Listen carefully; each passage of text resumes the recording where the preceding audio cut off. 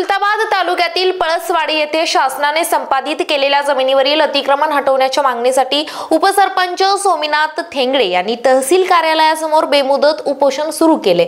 अतिक्रमण हटवले जाईपर्यंत उपोषण सुरूच ठेवणार असल्याची भूमिका त्यांनी घेतली आहे। थेंगडे यांनी तहसीलदार स्वरूप कंकाळ यांना या संदर्भात निवेदन दिले। या निवेदनात अतिक्रमणाबाबत सर्व मुद्दे नमूद करण्यात आले आहेत। प्रशासनाकडे वारंवार पत्रव्यवहार करूनही कोणतीही कारवाई झाली नाही। त्यामुळे सोमीनाथ थेंगडे आणि गावकऱ्यांनी कालपासून तहसील कार्यालयासमोर उपोषण सुरू केले आहे। याचाच अधिक आढावा घेतला आहे आमचे प्रतिनिधी अमोल काळे यांनी।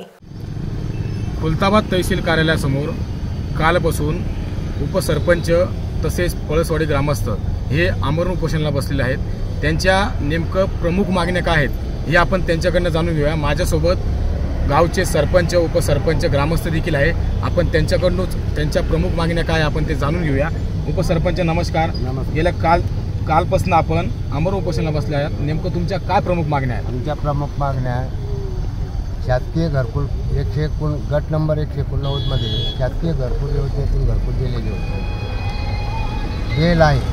नंबर 2 के त्या घरकुल धारकावर अतिक्रमण करीत आहे समोरच्या पार्टीला। नंबर 2 त्यांनी शाळेचे पटांगण, शाळा, समाज मंदिर, हातपंप हे सर्व ताब्यात घेतलेले आहे शासनाचे। केलेले अतिक्रमण जर तात्काळ काढले तरच आम्ही उपोषण। नक्कीच उपसरपंचांचं म्हणणं आहे की तात्काळ रस्त्याचं जे केलेलं अतिक्रमण आहे ते लवकर हटवावं असा देखील इशारा उपसरपंचांनी दिलेला आहे। आपल्यासोबत गावचे सरपंच देखील आहे, आपण त्यांच्याकडनं देखील जाणून घेऊया। सरपंच नमस्कार। कालपासून उपसरपंच हे आमरण उपोषणाला बसलेले आहात, नेमकं त्यांच्या प्रमुख मागण्या ज्या आहेत ते पूर्ण होतील का असं तुम्हाला सरपंच नात्याने वाटतं का? होतील, पूर्ण होतील।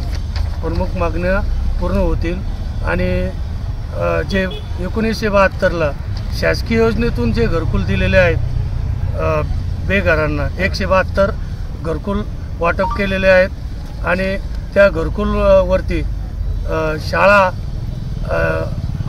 दवाखाना, शासकीय दवाखाना, हातपंप, समाज मंदिर आहेत ते अतिक्रमण केलेले आहेत। ते अतिक्रमण तात्काळ काढण्यात यावे आणि शाळेचं प्रांगण, दलित वस्तीत येण्या जाण्यासाठी जो रस्ता आहे तो मोकळा करून देण्यात यावा, हे आमच्या प्रमुख मागण्या आहेत। या मागण्या झाल्याशिवाय आम्ही उपोषण माघार घेणार नाही। नक्कीच हे होते गावचे सरपंच।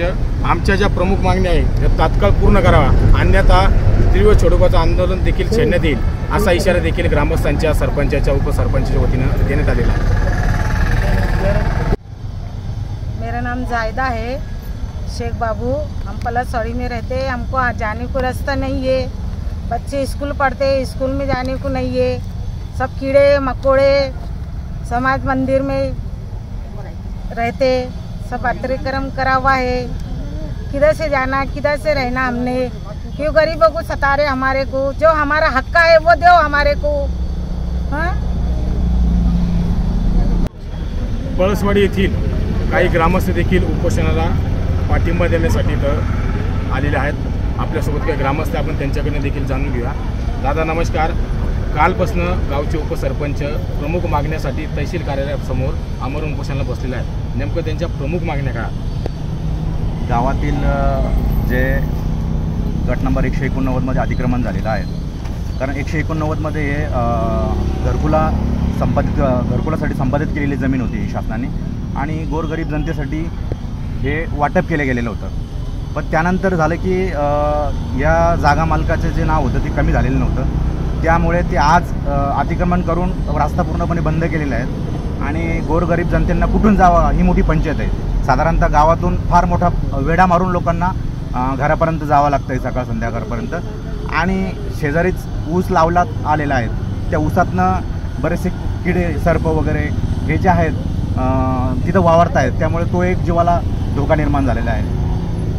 तर त्यासाठी आमच्या गावचे जे सरपंच आहे, उपसरपंच आहे, ते हा जो रस्ता आहे तो मोकळा करण्यात यावा आणि जनतेला यापासून न्याय मिळावा, दलित लोकांना, इतर लोकांना, यासाठी उपोषणासाठी बसलेले आहेत।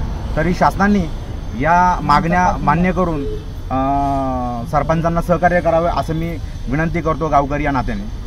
नक्कीच लवकरात लवकर शासनाने या मागण्या लवकरात लवकर मंजूर करावी अशी देखील मागणी ग्रामस्थांच्या वतीनं करण्यात येत आहे।